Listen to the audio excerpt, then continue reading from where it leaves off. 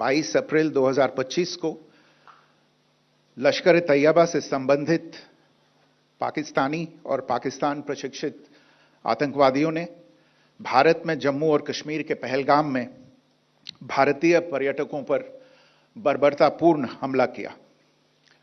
25 भारतीयों और एक नेपाली नागरिक को कायरतापूर्ण मौत के घाट उतार दिया गया। मुंबई के 26 नवंबर 2008 के हमलों के बाद यह भारत में हुई किसी आतंकवादी हमले में मारे गए आम नागरिकों की संख्या की दृष्टि से सबसे गंभीर घटना है। पहलगाम का हमला अत्यधिक बर्बरतापूर्ण था, जिसमें वहां मौजूद लोगों को करीब से और उनके परिवारों के सामने सिर पर गोली मारी गई। हत्या के इस तरीके से परिवार के सदस्यों को जानबूझकर आघात पहुंचाया गया। साथ ही उन्हें यह नसीहत भी दी गई कि वे वापस जाकर इस संदेश को पहुंचा दें। यह हमला स्पष्ट रूप से जम्मू और कश्मीर में बहाल हो रही सामान्य स्थिति को बाधित करने के उद्देश्य से किया गया था। चूंकि पर्यटन फिर से अर्थव्यवस्था का मुख्य आधार बन रहा था, इस हमले का मुख्य उद्देश्य इसे प्रतिकूल रूप से प्रभावित करना था। पिछले वर्ष आप सभी जानते हैं 2.25 करोड़ से अधिक पर्यटक कश्मीर आए थे। इस हमले का मुख्य उद्देश्य इसलिए संभवतः यह था कि इस संघ राज्य क्षेत्र में विकास और प्रगति को नुकसान पहुंचाकर इसे पिछड़ा बनाए रखा जाए और पाकिस्तान से लगातार होने वाले सीमा पार आतंकवाद के लिए उपजाऊ जमीन बनाने में सहायता की जाए। हमले का यह तरीका जम्मू और कश्मीर और शेष राष्ट्र दोनों में सांप्रदायिक दंगे भड़काने के उद्देश्य से भी प्रेरित था। इसका श्रेय सरकार और भारत के सभी नागरिकों को दिया जाना चाहिए कि इन प्रयासों को विफल कर दिया गया। एक समूह ने खुद को रेजिस्टेंस फ्रंट टीआरएफ कहते हुए इस हमले की जिम्मेदारी ली है। यह समूह संयुक्त राष्ट्र द्वारा प्रतिबंधित पाकिस्तानी आतंकवादी समूह लश्कर तैयबा से जुड़ा हुआ है। यह उल्लेखनीय है कि भारत ने मई और नवंबर 2024 में संयुक्त राष्ट्र की 1267 कमेटी की सैंक्शंस मॉनिटरिंग टीम को अर्धवार्षिक रिपोर्ट प्रस्तुत की थी, जिसमें टीआरएफ के बारे में साफ इनपुट दिए गए थे।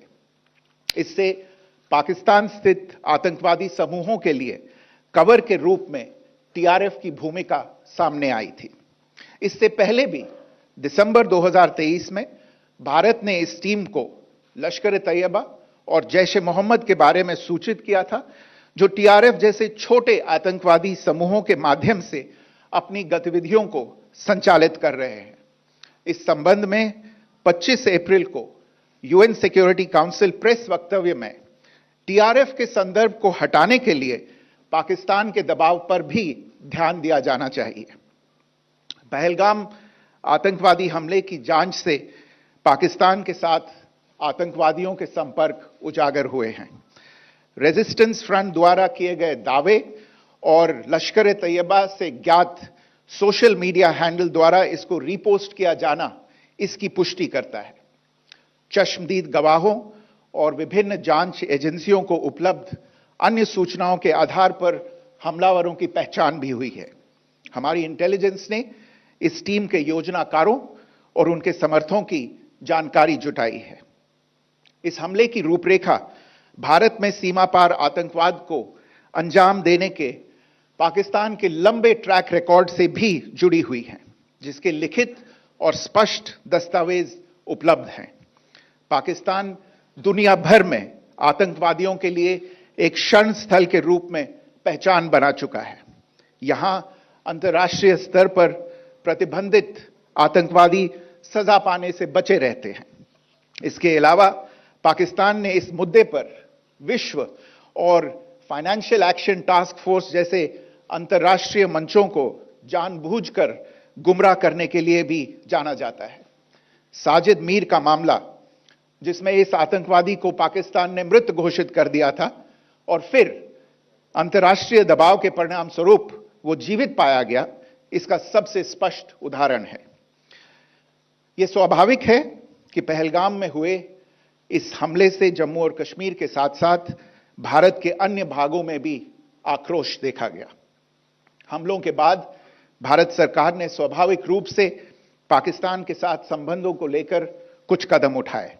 आप सभी उन निर्णयों से अवगत हैं जिसकी घोषणा 23 अप्रैल को की गई थी। तथापि यह आवश्यक समझा गया कि 22 अप्रैल के हमले के अपराधियों और उनके योजनाकारों को न्याय के कटघरे में लाया जाए। हमलों के एक पखवाड़े के बाद भी पाकिस्तान द्वारा अपने क्षेत्र या अपने नियंत्रण वाले क्षेत्रों में आतंकवादियों की इंफ्रास्ट्रक्चर के विरुद्ध कार्रवाई करने के लिए कोई स्पष्ट कदम नहीं उठाया गया है। उल्टे वो इनकार करने और आरोप लगाने में ही लिप्त रहा है। पाकिस्तान आधारित आतंकवादी मॉड्यूल्स पर हमारी खुफिया निगरानी ने संकेत दिया है कि भारत के विरुद्ध आगे भी हमले हो सकते हैं। अतः इनको रोकना और इनसे निपटना दोनों को बेहद आवश्यक समझा गया। आज सुबह, जैसा कि आपको ज्ञात होगा, भारत ने इस तरह के सीमा पार हमलों का जवाब देने और उन्हें रोकने तथा उनका प्रतिरोध करने के अपने अधिकार का प्रयोग किया है। यह कार्यवाही नपीतुली, नॉन एस्केलेटरी, आनुपातिक और जिम्मेदारीपूर्ण है। यह आतंकवाद की इंफ्रास्ट्रक्चर को समाप्त करने और भारत में भेजे जाने वाले संभावित आतंकवादियों को अक्षम बनाने पर केंद्रित है। आपको यह भी स्मरण होगा कि 25 अप्रैल 2025 को संयुक्त राष्ट्र सुरक्षा परिषद ने पहलगाम आतंकवादी हमले पर एक प्रेस वक्तव्य जारी किया था, जिसमें आतंकवाद के इस निंदनीय कार्य के अपराधियों, आयोजकों, फाइनेंसरों और प्रायोजकों को जवाबदेह ठहराने और उन्हें न्याय के दायरे में लाने की आवश्यकता पर जोर दिया गया था। भारत की आज की इस कार्रवाई को इसी संदर्भ में देखा जाना चाहिए। Good morning. Thank you all for joining this briefing. As you are all aware, on April 22, 2025, Pakistani and Pakistan-trained terrorists belonging to the Lashkar-e-Taiba carried out a savage attack on Indian tourists at Pahalgam in Jammu and Kashmir in India. They murdered 26 people, including one national of Nepal, causing the largest number of civilian casualties in a terrorist attack in India since the 26 November 2008 attacks in Mumbai. The attack in Pahalgam was marked by extreme barbarity, with the victims mostly killed with headshots from close range and in front of their families. Family members were deliberately traumatized through the manner of the killing, accompanied by the exhortation that they should take back the message. The attack was clearly driven by the objective of undermining the normalcy returning to Jammu and Kashmir. In particular, it was designed to impact the mainstay of the economy, tourism, with a record 23 million tourists visiting the valley last year. The calculation, presumably, was that harming growth and development in the Union territory would help keep it backward and create fertile ground for continued cross-border terrorism from Pakistan. The manner of the attack was also driven by an objective of provoking communal discord, both in Jammu and Kashmir and the rest of the nation. It is to the credit of the government and the people of India that these designs were foiled. A group calling itself the Resistance Front has claimed responsibility for the attack. This group is a front for the UN-proscribed Pakistani terrorist group Lashkar-e-Taiba. It is notable that India had given inputs about the TRF in the half-yearly report to the monitoring team of the UN's 1267 Sanctions Committee in May and November 2024, bringing out its role as a cover for Pakistan-based terrorist groups. Earlier too, in December 2023, India had informed the monitoring team about Lashkar and Jaish-e-Mohammed operating through small terror groups such as the TRF. Pakistan's pressure to remove references to TRF in the April 25 UN Security Council press statement is notable in this regard. Investigations into the Pahalgam terror attack have brought out the communication notes of terrorists in and to Pakistan, the claims made by the resistance front and their reposting by known social media handles of the Lashkar-e-Taiba speak for themselves. Identification of the attackers based on eyewitness accounts as well as other information available to law enforcement agencies has also progressed. Our intelligence has developed an accurate picture of the planners and backers of this team. The features of this attack also tie in with Pakistan's long track record of perpetrating cross-border terrorism in India, which is well documented and beyond question.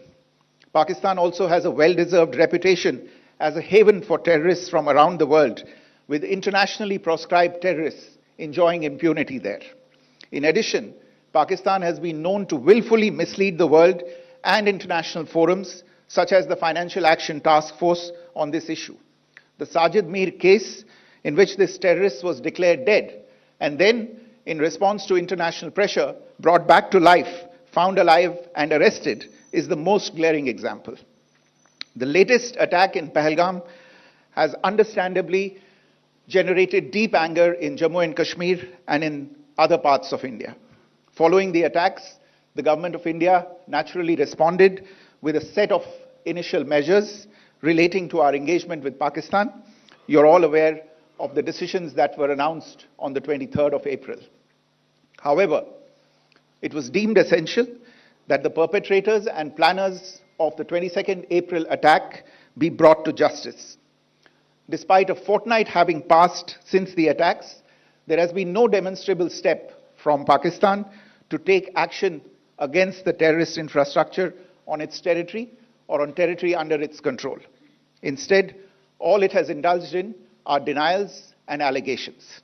Our intelligence monitoring of Pakistan-based terrorist modules indicated that further attacks against India were impending. There was thus a compulsion both to deter and to preempt.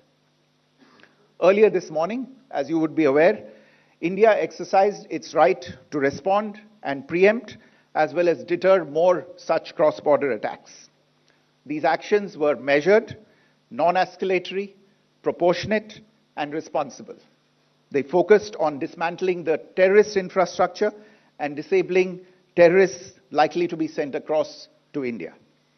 You would also recall that the Security Council on 25th April 2025 had issued a press statement on the Pahalgam terror attack, underlining, and I quote, the need to hold perpetrators, organizers, financiers, and sponsors of this reprehensible act of terrorism accountable and bring them to justice, unquote. India's latest actions should be seen in this context. Joining me for this briefing on our actions earlier this morning are Colonel Sophia Qureshi and Wing Commander Vyomika Singh. I will request them to share some details regarding Operation Sindoor with all of you.